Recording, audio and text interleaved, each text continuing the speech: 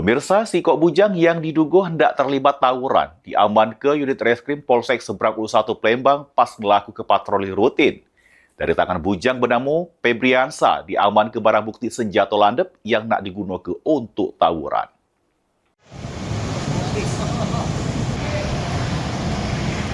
Unit reskrim Polsek Seberang Ulu 1 Palembang ngaman ke si Kok Bujang yang diduga hendak melakukan tawuran antar kelompok. Juru giat patroli yang digelar pada minggu lalu. Dari tangan Bujang bernama Febriansa, warga Kecamatan Kertapati, diaman ke barang bukti sebilah senjata landep buatan dewek. Dikatakan Kapolsek Seberang Ulu 1 Palembang, Kompol Heri.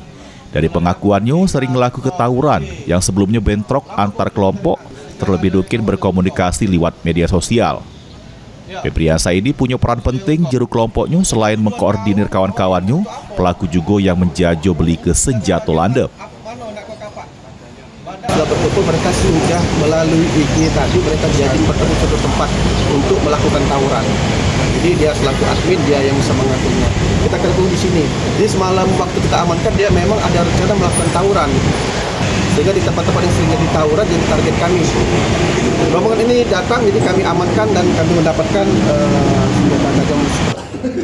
Heru Wahyudi, PAL TV. Bencol ini.